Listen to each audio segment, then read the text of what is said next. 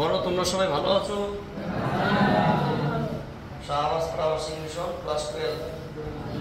আজকে আমরা আলোর ব্যতিচার স্টার্ট করবো, তাই তো? তো চলো স্টার্ট করি।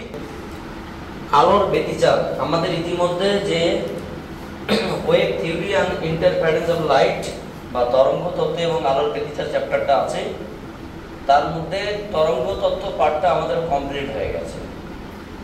এবার সেকেন্ড পার্ট আলোর ব্যতিচার। এখান থেকে আমাদের 3-4টে বিষয় জানতে হবে, যেমন আলোর ব্যতিচার জিনিসটা কি, তার ডেফিনেশন, তার ম্যাথামেটিক্যাল এক্সপ্রেশন, এবং একটা প্রশ্ন বোর্ড এক্সামে খুব আসে যে গঠনমূলক এবং ধ্বংসাত্মকমূলক ব্যতিচারের শর্ত। আজকে হয়তো আমরা সেই পর্যন্ত পৌঁছতে পারবো, আশা করছি। দ্বিতীয়ত, আলোর ব্যতিচারের সাথে তীব্র আলো এবং অন্ধকার জায়গা, আলোক জায়গা বা ডার্কনেস এবং ব্রাইটনেস বা কনস্ট্রাকটিভ ডিস্ট্রাকটিভ কীভাবে আসে তার শর্তগুলো আমরা প্রতিষ্ঠা করব। তার পাশাপাশি ইয়ংয়ের দ্বিরেখাচিত্র পরীক্ষা একটা আছে, মানে এই ব্যতিচারের মধ্যে সবথেকে hot topic youngs double slit experiment. মানে আলোর ব্যতিচার পড়ার উদ্দেশ্যই হচ্ছে কি ইয়ংয়ের দ্বিরেখাচিত্র পরীক্ষা। হয়তো আজকে আমরা সেটা স্টার্ট করতে পারবো না, কারণ তার আগে অনেক কিছু আর্গুমেন্ট আছে, সেগুলো আমরা আজকে জানবো। তো তোমরা তোমাদের খাতায় একটা কোশ্চেন লিখতেই পারো যে আলোর ব্যতিচার কাকে বলে, এর গাণিতিক রূপটি প্রতিষ্ঠা করো। ঠিক আছে, মানে একটা জাস্ট হেডলাইন করছি আমরা। কি বলুন তো স্যার ম্যাডামরা? আমাদের টপিকের নাম interference of light. Interference of light, আলোর ব্যতিচার। এর বাংলা অর্থ কি স্যার?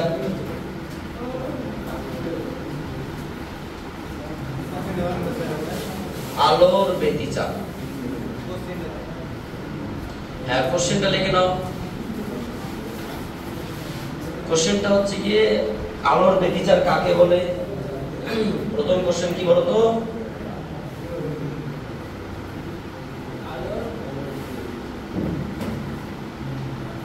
আলোর ব্যতিচার কাকে বলে? ব্যতিচার কাকে বলে?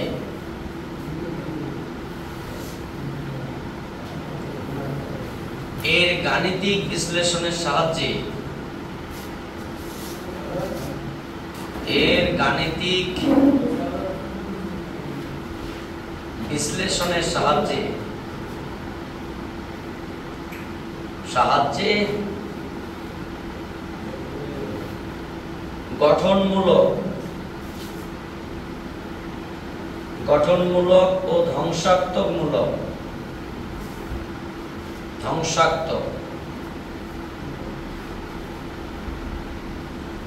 ব্যতিচারের শর্ত প্রতিষ্ঠা করো।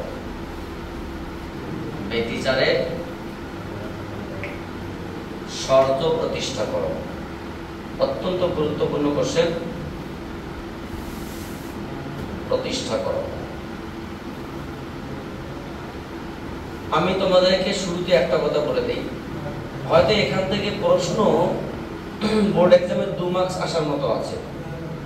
মানে ওই যে প্রথমে বললাম যে গঠনমূলক এবং ধ্বংসাত্মকমূলক ব্যতিচারের শর্তটি লেখো, জাস্ট ওটুকুই, মানে 1-2 লাইনের গল্প আছে।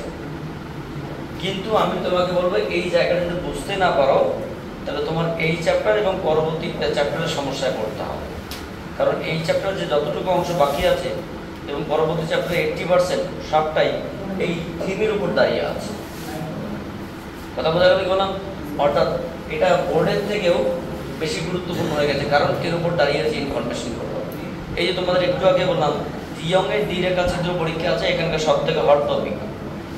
তো ইয়ং তো দাঁড়িয়ে আছে এর উপর, তুমি এটা না জানলে ইয়ংস আলোচনা করতে পারবে। যেমন গত নেক্সট ক্লাসে আমরা আলোর প্রতিফলনের সূত্র প্রমাণ করেছিলাম হাইগেনের তরঙ্গ তত্ত্বের সাহায্যে।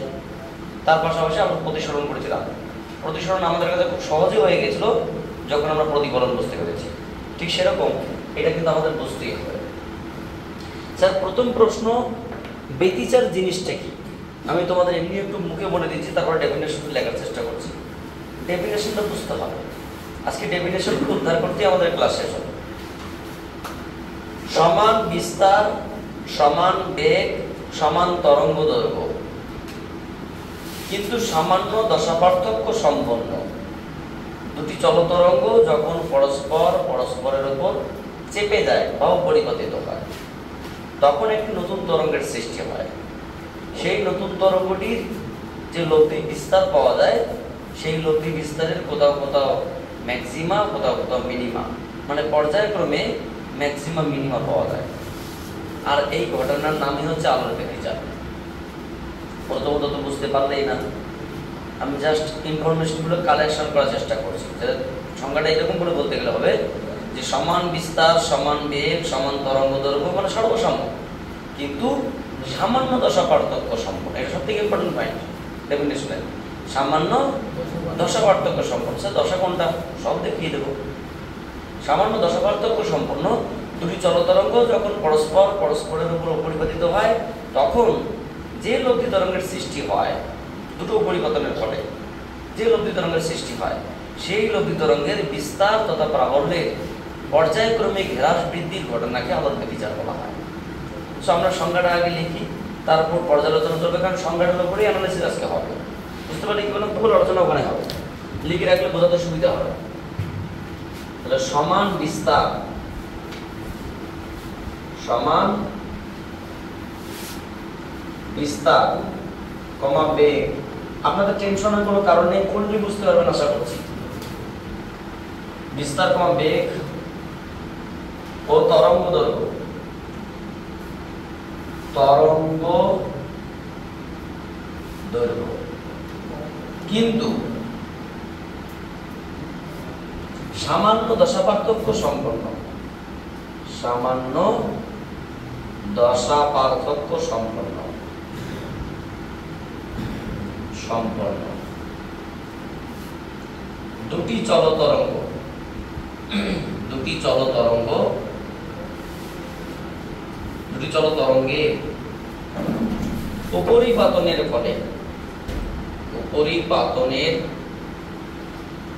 ফলে যে লব্ধি তরঙ্গের সৃষ্টি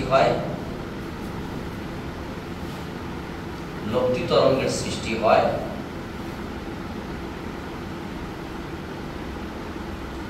সেই লব্ধি তরঙ্গের বিস্তার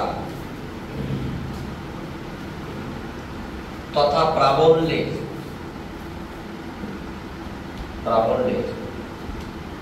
পর্যায়ক্রমিক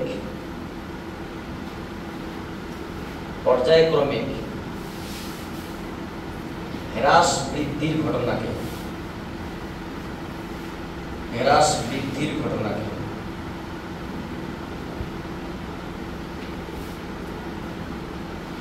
আলোর ব্যতিচার বলে।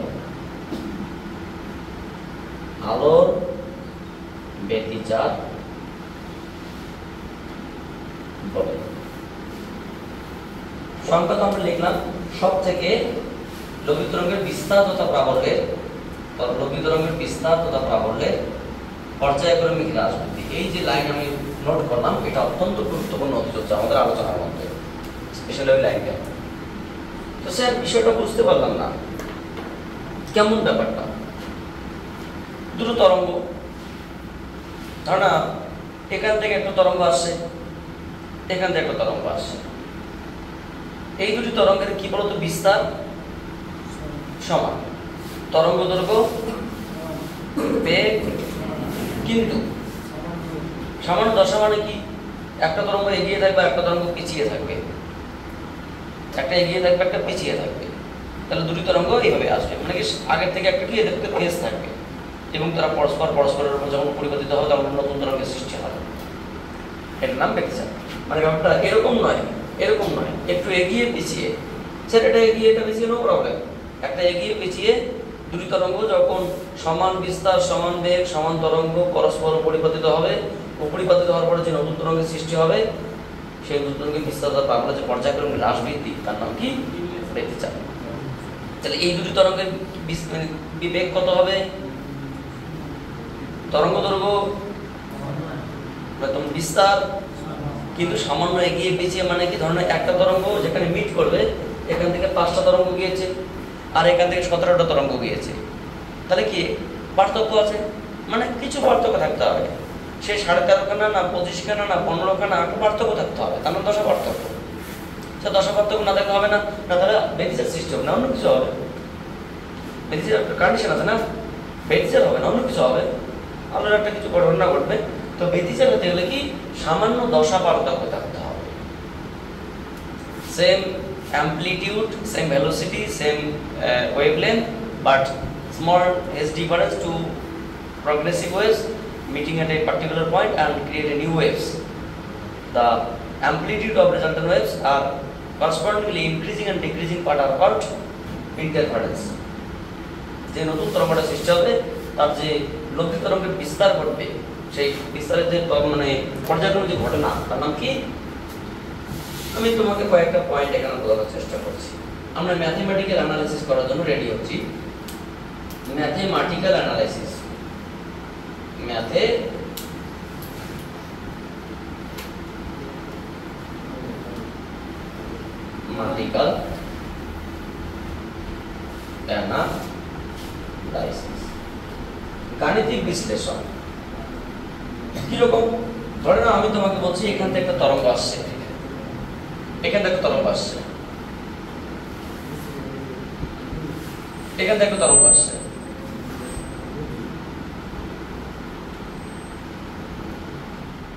ফাইনালি এদের মধ্যে একটা, ফাইনালি এই দুটো তরঙ্গ এক জায়গায় মিলিত হচ্ছে। মিলিত হওয়ার পর যে নতুন তরঙ্গের সৃষ্টি হবে, সেই নতুন তরঙ্গটা এইভাবে সৃষ্টি হবে, এটা। তো ব্যাপারটা কি দাঁড়ালো বলুন তো? দুটো তরঙ্গ আসছে, এই দিক থেকে একটা, এই দিক থেকে একটা। এই যে তরঙ্গটা আসছে, ধরো এই তরঙ্গটাকে আমি এইভাবে দেখানোর চেষ্টা করছি, ঠিক আছে? এটা তরঙ্গ, এই দিকটা তরঙ্গ আসলো, এটাকে এইভাবে দেখানোর চেষ্টা করছি।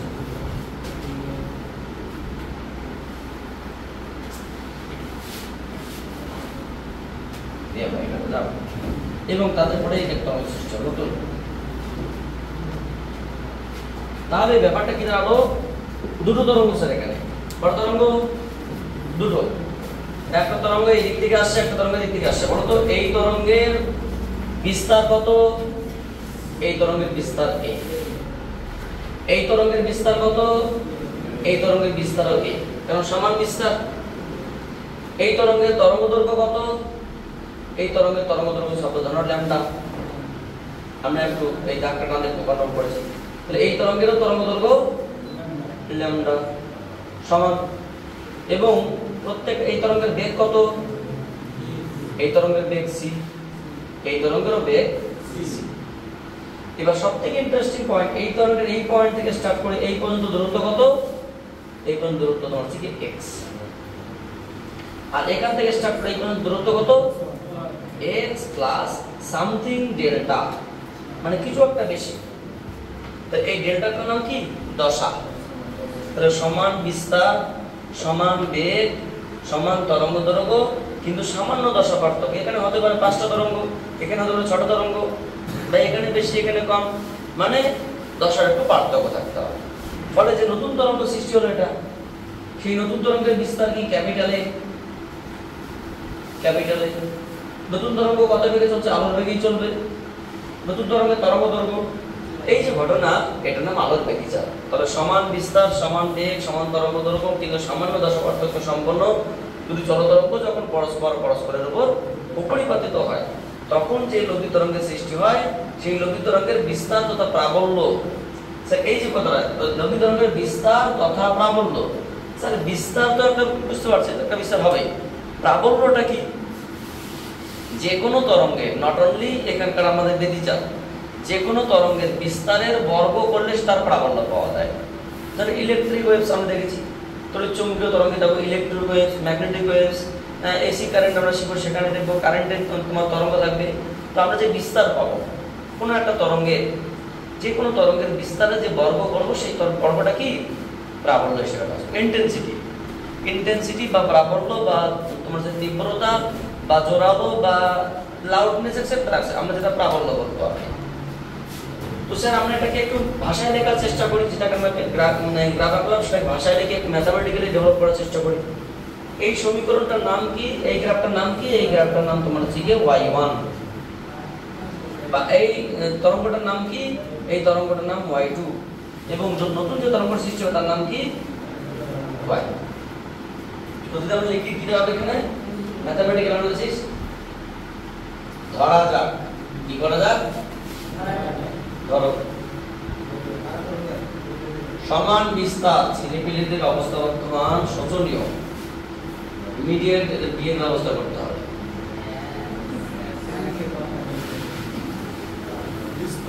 সমান বিস্তার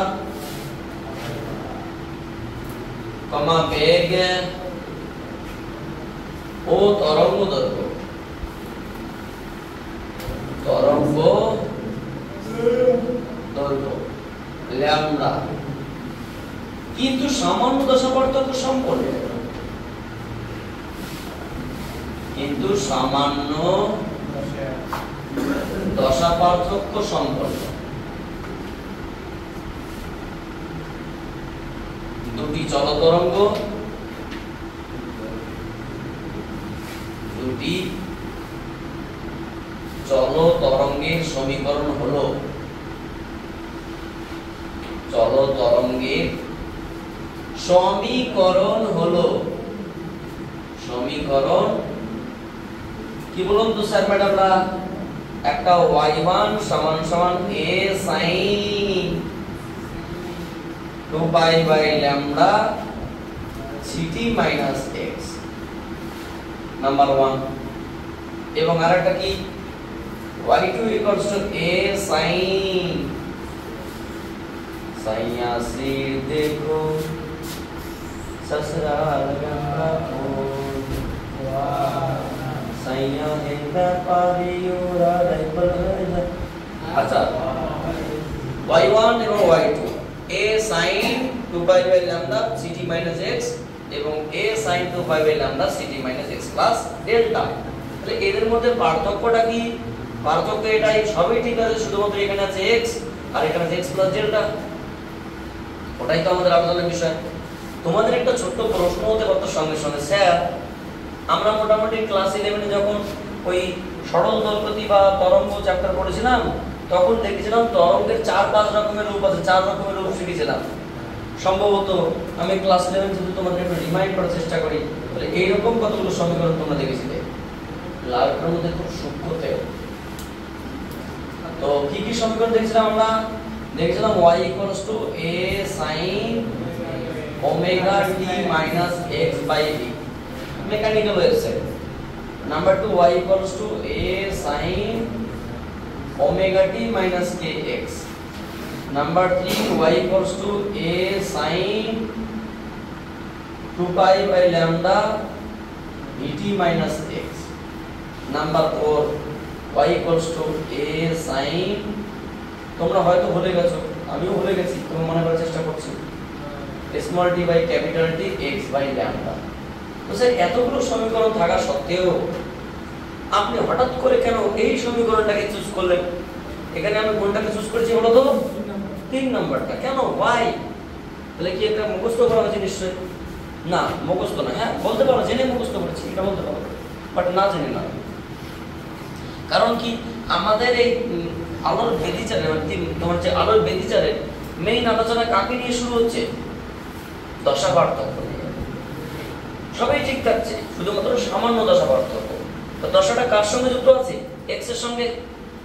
তারপরে তো এখানে x কি সিঙ্গেল আছে, এখানে কি সিঙ্গেল আছে, এখানে কি সিঙ্গেল আছে, এখানে আছে।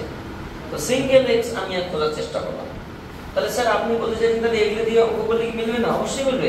শেষে কি আবার ঝামেলা, মানে আবার অ্যারেঞ্জ করতে কি দরকার ভাই? অ্যারেঞ্জ করার সমীকরণ আমার কাছে রেডি আছে, আমার কাছে রেডি আছে। আমি কেন ঝামেলা করতে অন্যগুলো দিয়ে, পরে আবার অ্যারেঞ্জ করতে হবে সমীকরণ, এটাই পাবো। তো এই কারণে আমরা দশাটাকে সিঙ্গেল বলার সমীকরণে আমরা এটাকে আপডেট করেছি। এমন নয় যেটা করলে হবে না, এটা করলে প্রত্যেকটাতেই হবে, কিন্তু শেষে আবার শেষে সেই একই ঝামেলা হবে, কি দরকার? সো সমান বিস্তার, বেগ, তরঙ্গদৈর্ঘ্য, সামান্য দশা পার্থক্য সম্পন্ন দুটি তরঙ্গের সমীকরণ। স্যার এখানে ভি এর জায়গায় আপনি সি লিখেছেন, এটা ছিল মেকানিক্যাল ওয়েভস, যান্ত্রিক তরঙ্গ। এগুলো ছিল ঢেউয়ের তরঙ্গ, শব্দের তরঙ্গ। আর আমরা এখানে শিখছি কি লাইট ওয়েভস, ইলেকট্রোম্যাগনেটিক ওয়েভস, এবং ইলেকট্রোম্যাগনেটিক ওয়েভস তা আলোর বেগ কত সি দিয়ে লেখা হয়, দেন এগুলো ট্রান্সফার সি হয়েছে, বাকি সবই ঠিক আছে।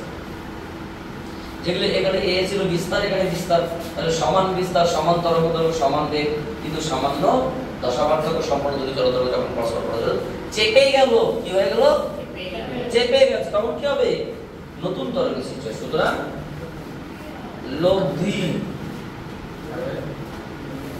তরঙ্গের সমীকরণ হলো কি বলুন তো স্যার ম্যাডামরা, y সমান সমান কি হবে, y1 প্লাস y2, তাহলে a sin 2 pi by lambda ct minus x, a sin 2 pi by lambda ct minus x plus delta. এখান থেকে জোর করে কি করে, জোর করে কমন নিলাম 2 pi by lambda ct minus x sin 2 pi by lambda ct minus x plus delta. Sir তোমাদের একটা ছোট্ট প্রশ্ন, আমি যদি মনে মনে কিসে কিসে এটাকে বলি a আর এটাকে বলি b, অফিসের রেলের কি খুব সংকটজনক অবস্থা ছিল ওদের, ঘোড়ার ডিম না দিতেই পারত।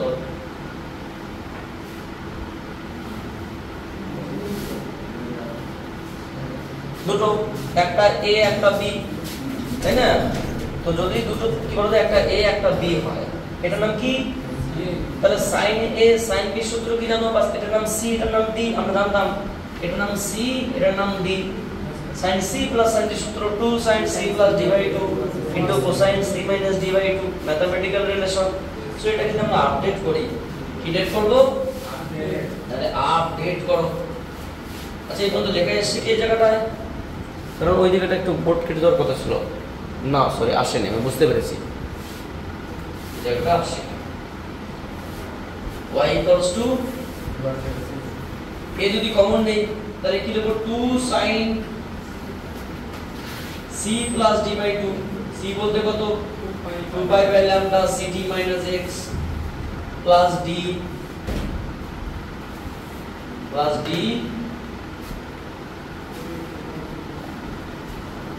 sin c plus sin d by sin c plus d by 2 into cosine c minus d by 2 2 pi by lambda ct minus x minus 2 pi by lambda ct minus x plus delta। ভাষা ঠিক হলো sir, ভাষায় margin কেন দরকার, 2 sin, sir বলুন তো এখানে sin c plus sin d by 2 c plus minus d by 2, এখানে 2 pi by lambda আছে, এখানেও আছে, তাহলে কমন নিতে পারি 2 pi by lambda common. So বাকি অংশটাকে আমি লিখি, তাহলে কি দাঁড়ালো স্যার বলুন তো, দাঁড়ালো ct minus x minus মানে plus ct minus x minus delta, just bracket গুলো তুলে দিয়ে লিখলাম, into cosine 2 pi by lambda into ct minus x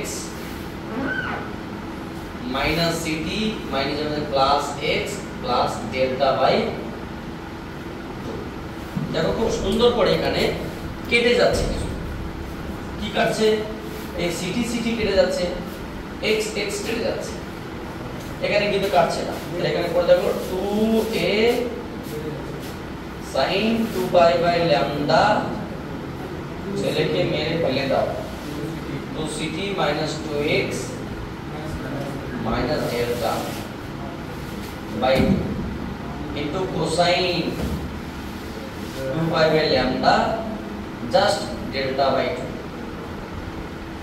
আরো একটু সাজিয়ে লিখলে যেটা দাঁড়াচ্ছে স্যার এখানে, পরবর্তীতে আমরা ফাইনালে চলে আসছি, 2a sin 2 pi by lambda ct minus x plus del by 2 into cosine, just 2 কেটে দিলে i del by lambda, finally লিখতে পারে 2a cos pi del by lambda into sin 2 pi by lambda into ct minus x plus del by 2। ভালো করে দেখো, আমরা সমস্ত বিষয়গুলোকে সূক্ষ্মভাবে লিখেছি। Last line capital A sin 2 pi by lambda ct minus x plus del by 2, এটাকে আমরা ব্যাখ্যা প্রসেসে আসতে হবে। ইকুয়েশন নাম্বার কত? সাপোজ 3। ভাইয়া যেখানে a সমান কি sir 2a cos pi del by lambda, question number 3 ও এটা লব্ধি তরঙ্গের বিস্তার,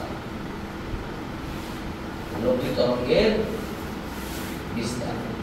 আপনারা দেখে নিন, আমি বিস্তারিত আলোচনা করছি, লেখা আছে, কারণ এটা যত বেশি ক্লিয়ার করবে এই জায়গাটা তত বেশি তোমার সুবিধা হবে। এটা নিয়ে আমরা আলোচনা করবো, শুরু হচ্ছে আর কি বেদিচারের। তো এই হচ্ছে গিয়ে প্রাথমিক ধারণা যে তোমার কি বেদিচারের ম্যাথমেটিক্যাল ক্যালকুলেশন। আসল পর্ব হচ্ছে এই জায়গাটা, আমি তোমাদেরকে একটু বলছি, তোমরা ভালো করে ক্লিয়ারলি জায়গাটা বোঝার চেষ্টা করো, না হলে কিন্তু মুশকিল হয়ে যাবে, কারণ আলোচনার মেইন পর্বটাই ভুলে যাবে। আমরা প্রথম থেকে দেখার চেষ্টা করি, ডেফিনেশন তো আমরা জানি, সমান বিস্তার সমান বেগ সমান তরঙ্গ দৈর্ঘ্য সামান্য দশা পার্থক্য সম্পন্ন দুটি চলতরঙ্গ যখন একে অপরের উপর চেপে যায় তখন একটা নতুন তরঙ্গের সৃষ্টি হয়। নতুন তরঙ্গের কোনো জায়গায় ম্যাক্সিমাম, কোনো জায়গায় মিনিমাম, কোনো জায়গায় গঠনমূলক, কোনো জায়গায় ধ্বংসাত্মক। গঠনমূলক ধ্বংসাত্মক মানে গঠনমূলক ধ্বংসাত্মক, ম্যাক্সিমাম মিনিমাম, কনস্ট্রাকটিভ ডিস্ট্রাকটিভ। এই যে গঠনমূলক ধ্বংসাত্মক সৃষ্টি হয়, এটা নামে আলোর বেদিচার। লব্ধি তরঙ্গের বিস্তারতলা প্রাবল্যে ওই রকম আমরা দুটো তরঙ্গ নিলাম, একটা y1 একটা y2, যেটার কারণ আমরা একটু বলে দিলাম। লব্ধি তরঙ্গের সমীকরণ যথাক্রমে দিস মানে যোগ করলাম, এখানে a কমন নিয়ে লিখলাম sin c plus sin d, সূত্রে আমরা লিখলাম 2 sin c plus d by 2 cosine c minus d by 2, sin c plus d by 2 cosine c minus d by 2। এখান থেকে 2 pi by lambda কমন নিলাম, এখান থেকে 2 pi by lambda কমন নিলাম, বাকিটাকে simplify করে আমরা এই পাল্টা পেলাম। এই পর্যন্ত ঠিক আছে, পরের লাইনটাও ঠিক আছে।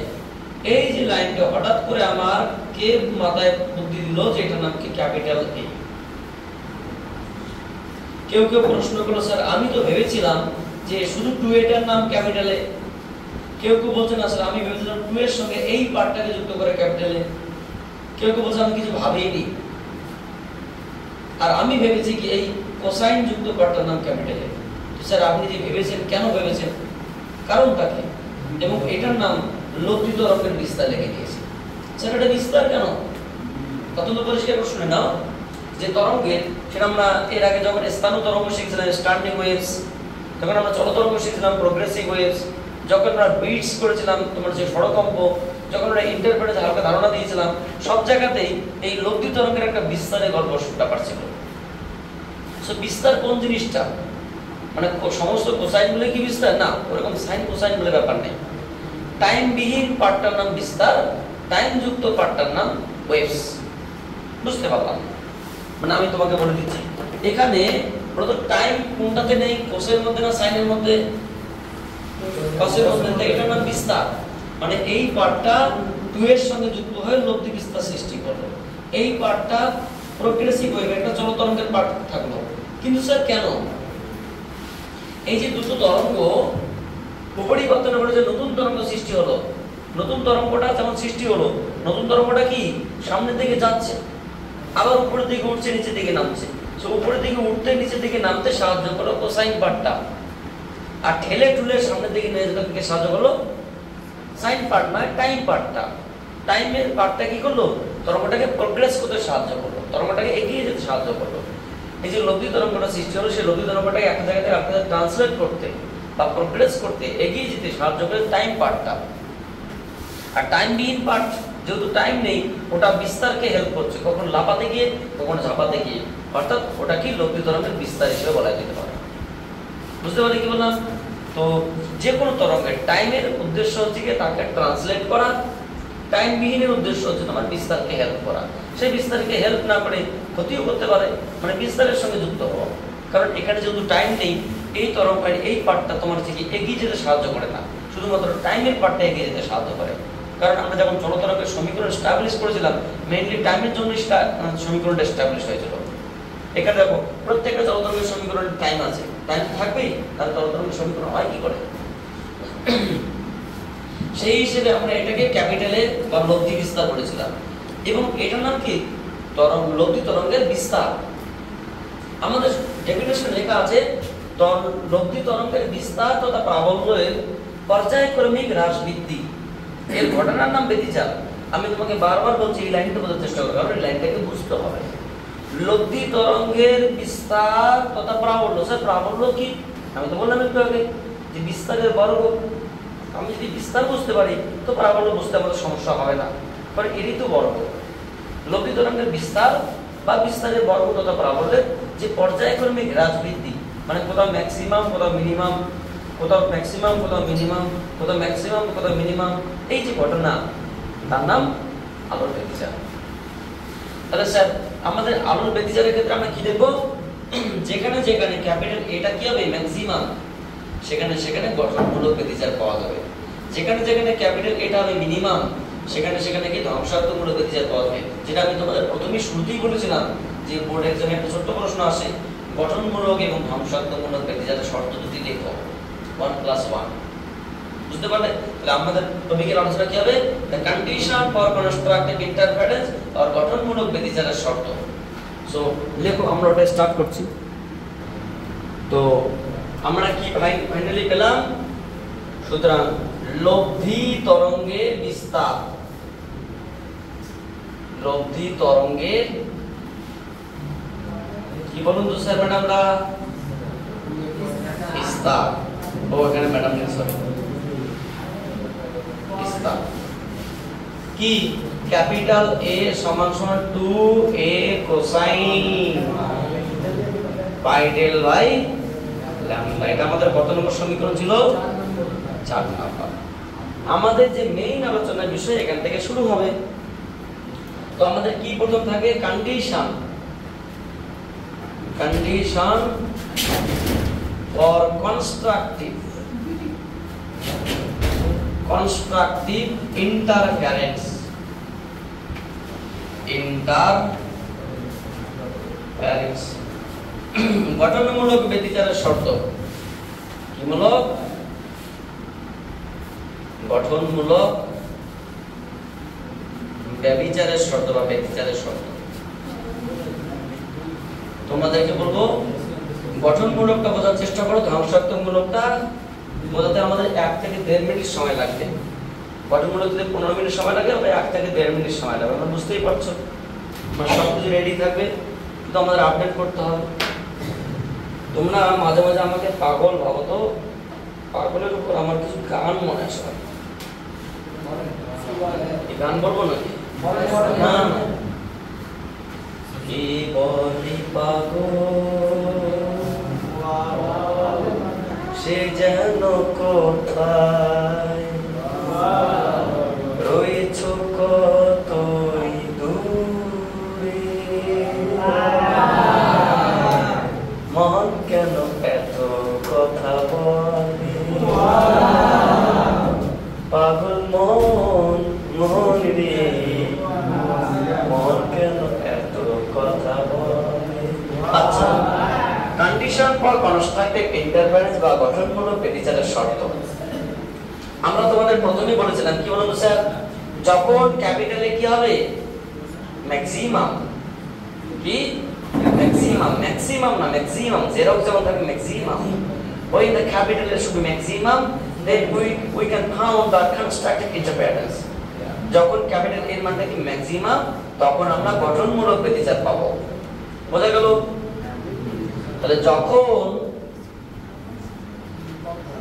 a is equals to a max হয়, তখন গঠনমূলক ব্যতিচার পাওয়া যায়।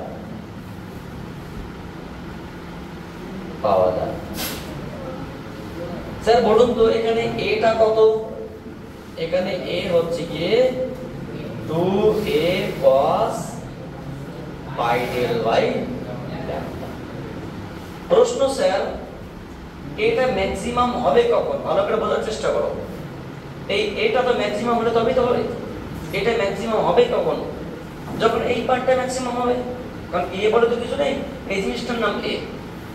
এবার এই পার্ট আমি আলোচনা করতে গিয়ে দেখলাম এই পার্টের মধ্যে এই প্রথম যে 2 এটা কিন্তু একটা ধ্রুবক পার্ট, এ চেঞ্জ হওয়ার কথা নেই। তাহলে বাংলা কথায় a ম্যাক্সিমাম হবে যখন cos pi del y lambda maximum হবে। পরিষ্কার করার চেষ্টা করুন, বুঝতে পারলেন? তাহলে লব্ধি তরঙ্গের বিস্তার ম্যাক্সিমাম হওয়ার শর্ত একটাই, যখন কোসাইন পার্টটা ম্যাক্সিমাম হবে। এবার আমাদের ছোট্ট প্রশ্ন, আচ্ছা বলুন তো cos থিটার মান cos থিটার ম্যাক্সিমাম মান কত? cos থিটার ম্যাক্সিমাম মান 1 আর মিনিমাম মান কত? -1। এটা আমরা জানতাম কি ম্যাথমেটিক্স এর ভাষায়, ম্যাথমেটিক্স বলছে। কিন্তু আমাদের এখানকার আলোচনায় মাথায় রাখতে হবে cos থিটা +1 বা -1 এর ক্ষেত্রে কি ম্যাক্সিমাম পাবো আর 0 এর ক্ষেত্রে মিনিমাম পাবো। স্যার আমরা তো জানি cos এর ম্যাক্সিমাম মান +1, মিনিমাম মান -1। আমি তোমাকে কখন বললাম? নয়, আমি তো নিজেই তোমাকে বললাম যে cos এর ম্যাক্সিমাম মান +1, মিনিমাম মান -1। বাট এখানে আমাদের বেদিসের আলোচনায় +1 টার ক্ষেত্রে ম্যাক্সিমাম পাবো, -1 এর ক্ষেত্রে ম্যাক্সিমাম পাবো, আর শুধুমাত্র 0 এর ক্ষেত্রে মিনিমাম পাবো। আমাদের cos এর ম্যাক্সিমাম মিনিমাম মান নয় এখানকার ভাষা। কেন স্যার? একটা তরঙ্গ যখন এরকম করে যাবে, এটার জন্য ম্যাক্সিমাম, এটার জন্য ম্যাক্সিমাম, এটার জন্য ম্যাক্সিমাম, এটার জন্য ম্যাক্সিমাম, এগুলো মিনিমাম। বুঝতে পারলেন? সেখানে cos থিটার ম্যাক্সিমাম মিনিমাম মান নয়, এখানে বিস্তার ম্যাক্সিমাম মিনিমাম শর্ত যখন এই পার্টটা কি হবে +1 বা -1। তাহলে কি বলতে পারি? সো তাহলে এটা যদি +-1 হয় তাহলে কি হবে বলতো? এটা কি হবে +-12। তাহলে আমরা বলতে পারি এটাকে আমরা কি লিখব? এটার নাম ম্যাক্সিমাম, বা আমরা এটাকে বলবো কি, বা +-12 সমান কি তোমার হচ্ছে কি 2a cos pi del y lambda। মানে যখন এই জিনিসটা এর সমান হয়ে গেল তাহলে আমরা বলতে পারি সো a max সমান কি বলতো? a max +-2a। বুঝতে পারলে? সো এখানে 2a যদি কেটে দেই তাহলে কি পড়ে থাকলো বলতো sir? cos pi del y lambda +-1, যেটা আমি বললাম মুখে মুখে ওটাই তো আসলো। হ্যাঁ ওটাই দরকার আমাদের। এটা কি তোমার থেকে মেইন ভ্যালু। এবার তোমাকে প্রশ্ন করা হলো cos pi del দন্তের না by lambda cos n lambda, cos n pi, যেখানে n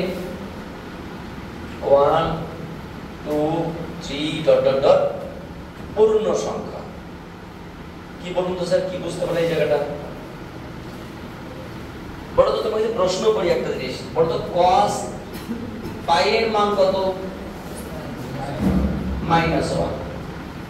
cos 2 এর মান কত? +1। 3 এর মান কত?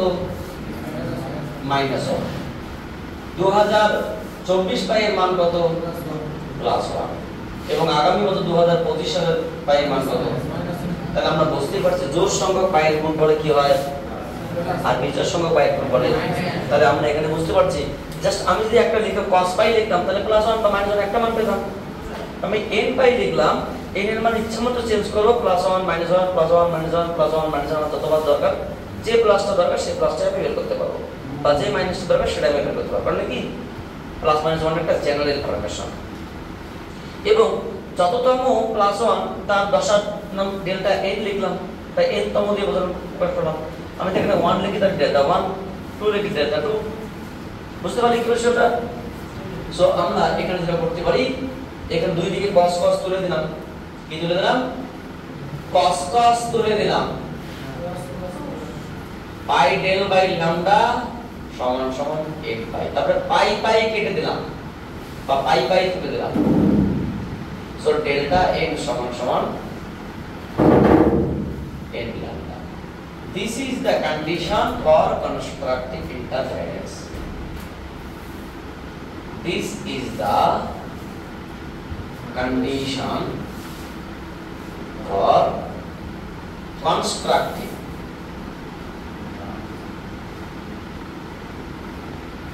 interference. এটি হলো গঠনমূলক ব্যতিচারের শর্ত। যদি পরীক্ষা প্রশ্ন আসে গঠনমূলক ব্যতিচারের শর্তটি লেখো, তখন তুমি বলবে যখন ডেল্টা n সমান সমান n ল্যাম্ডা, যেখানে n এর মান পূর্ণ সংখ্যক, তখন গঠনমূলক ব্যতিচার পাওয়া যায়। বিষয়টা ভেঙে বলছি ব্যাপারটা কি। তার আগে আমি তোমাকে একটু বলেছি ভাইয়া, প্রথম ডেল্টা n সমান আমরা কি লিখতে পারি? n lambda. এটাকে ডেল্টা 1 লিখতে পারি, ডেল্টা 2 লিখতে পারি, ডেল্টা 3 লিখতে পারি, dot dot dot delta n লিখতে পারি। তাহলে যখন 1 হবে তখন শুধুমাত্র lambda, 2 lambda, 3 lambda, dot dot dot n lambda. So আমার প্রশ্ন, এই জিনিসটার কি মিনিং? এই জিনিসটা বুঝতে পারলেই তোমার হচ্ছে কি গঠনমূলকের শর্ত তুমি বুঝতে পারবে। তোমাকে আবার সেই প্রথমে সংজ্ঞার দিকে যেতে হবে। ব্যতিচার কাকে বলে? যে লব্ধি তরঙ্গের সৃষ্টি হয়, সেই লব্ধি তরঙ্গে বিস্তার তথা প্রাবল্যের পর্যায়ক্রমিক হ্রাস বৃদ্ধি। বৃদ্ধি কি বলে? গঠনমূলক। আর হ্রাসকে কি ধ্বংসাত্মকমূলক? যে বিস্তার বা লব্ধির সৃষ্টি হয় তার নাম কি? তো ম্যাক্সিমাম কখন হবে? যখন হবে প্লাস মাইনাস 1 এটসেট্রা এটসেট্রা। এটা মানে কি? বড় তো ব্যতিচারের ডেল্টাটা কোন জায়গায় ছিল? এক্স এর সঙ্গে কানেক্টেড ছিল, তাই না? আমরা বলেছিলাম যে দুটো তরঙ্গের বেগ সমান, বিস্তার সমান, তরঙ্গ দৈর্ঘ্য সমান, কিন্তু সামান্য এখান থেকে তরঙ্গ যাচ্ছে 5টা, এখান থেকে তরঙ্গ যাচ্ছে 6টা। তাহলে পার্থক্য কত? মিটিং পয়েন্টে 1। 5টা এবং 7টা পার্থক্য কত? 2। 5টা এবং 8টা, 5টা এবং 9টা। তাহলে ভালো করে শুনে নাও, যদি যে দুটি তরঙ্গের উপরিপতনের ফলে আলোর ব্যতিচারের গঠনমূলক শর্ত সৃষ্টি হবে, যদি সেই দুটি তরঙ্গের মধ্যে দশার পার্থক্য হয় তরঙ্গ দৈর্ঘ্যের পূর্ণ সংখ্যক, 1 lambda, 2 lambda, 3 lambda, 4 lambda. 1.5 lambda হলে কি হবে সেটা আমরা আলোচনা করিনি, ধ্বংসমূল আলোচনা করছি। তাহলে গঠনমূলক হওয়ার শর্ত সে কতটা হলে ইম্পর্টেন্ট নয়, 15 ল্যাম্ডা না 25 ল্যাম্ডা ইম্পর্টেন্ট না, ইম্পর্টেন্ট পূর্ণ সংখ্যক ল্যাম্ডার পার্থক্য থাকতে হবে। বুঝতে পারলে? এখান থেকে যে তরঙ্গগুলো গেল এবং এখান থেকে যে তরঙ্গগুলো গেল, অ্যাটলিস্ট একটা। স্যার যদি পার্থক্য না থাকে, পার্থক্য না থাকলে ডেফিনিশনটা তো হলো না, তাহলে অঙ্ক কি করে হবে? উজ্জ্বল বিন্দু হবে। তো ব্যতিচারটা তো হবে না। ব্যতিচার হতে গেলে কি পার্থক্য থাকতে হবে? ডেফিনিশন থেকেই তো আসলো বিষয়টা। তাহলে কি সামান্য দশা পার্থক্য সম্পন্ন। এবার সেই দশা পার্থক্য যদি তরঙ্গ দৈর্ঘ্যের পূর্ণ গুণিতক হয়, 1, 2, 3, 4, 5 ল্যাম্ডা হয়, তাহলে গঠনমূলক ব্যতিচার পাওয়া যাবে। এবং গঠনমূলক ব্যতিচারের জন্য কি তরঙ্গ দৈর্ঘ্যের পূর্ণ সংখ্যক হতে হবে। আমি তোমাকে হালকা চেক করে দেখাচ্ছি কিরকম কাজ করছে এটা। অর্থাৎ আমাদের মেইন বিস্তার কি ছিল, এক্সাম্পল যদি আমি দেখানোর চেষ্টা করি। এক্সাম্পল, মেইন বিস্তারের সমীকরণ আমাদের কি ছিল? 2a cos pi del n বলছি আমরা, n তম পাই ল্যাম্ডা। সো এখানে আমরা কতগুলো কেস দেখার চেষ্টা করি, জাস্ট 2-3টা। কেস 1, যখন del n এর মান কত? ধরে তোমার হচ্ছে 1। যখন del 1 সমান সমান ল্যাম্ডা, তখন কি হবে? a সমান সমান 2a cos pi by lambda into just lambda। তো ল্যাম্ডা ল্যাম্ডা কেটে গেলে জাস্ট পাই, cos পাই এর মান কত? -1 মানে -2a। আবার আমি যদি বলি এখানে কেস 2 তে আমি ডেল্টা 2 এর জায়গায় 2 ল্যাম্ডা বসাই, সো তখন a সমান কি হবে? 2a cos pi by lambda into 2 lambda। So cos 2 pi 2 pi মানে +1 মানে +2a। তারপরে কি লাস্ট কেস, কেস 3, মানে এরকম চলবে। ডেল্টা 3 সমান সমান 3 ল্যাম্ডা, a সমান সমান 2a cos pi by lambda into 3 lambda মানে -2a and so on। এবং আরো অনেক কিছু। তুমি পরপর 4 ল্যাম্ডাতে +2a -2a + 2a -2a + 2a -2a 0 এখন আসবে না, কারণ এটা গঠনমূলকের শর্ত। অনুরূপভাবে আমরা ধ্বংসাত্মকমূলকের শর্ত শিখব, তারপরে গঠনমূলক ধ্বংসাত্মকমূলকের উপর বেস করে আমরা গ্রাফিক্যাল রিপ্রেজেন্ট দেখাবো যে কিভাবে কাজটা করছে। এটা ধরে নাও আমরা ধ্বংসাত্মকমূলক দেখানোর চেষ্টা করছি। যেহেতু আমাদের ভিডিও লেন্থ অনেক বৃদ্ধি পাচ্ছে, তাই আমরা তোমাদের কথা শুনে বা তোমাদের সঙ্গে ডিসকাস করে আমরা আগামী দিন ডিস্ট্রাকটিভ ইন্টারফারেন্স বা ধ্বংসাত্মকমূলক বিধি থেকে আলোচনা করব। তোমরা এই পর্যন্ত মনে রাখো, ওটা আরো সহজ আছে, সমস্যা নেই, এটুকু বুঝতে পারলে ওটা খুব ইজি আর কি। আমি মনে করি 1 মিনিটের মধ্যে চেঞ্জ করতে পারি, সমস্যা নেই। তো তোমরা কি সবাই ভালো আছো? তো তোমরা সবাই ভালো করে পড়াশোনা করো, যদি কিছু তোমাদের বলার থাকে সেটা বলতে পারো।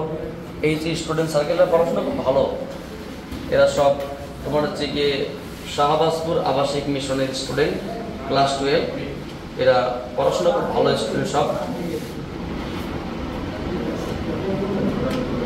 সকাল সকাল কত সুন্দর করে পড়াশোনা করতে চলে আসছে। So thank you sir for watching my video and wait for my next class.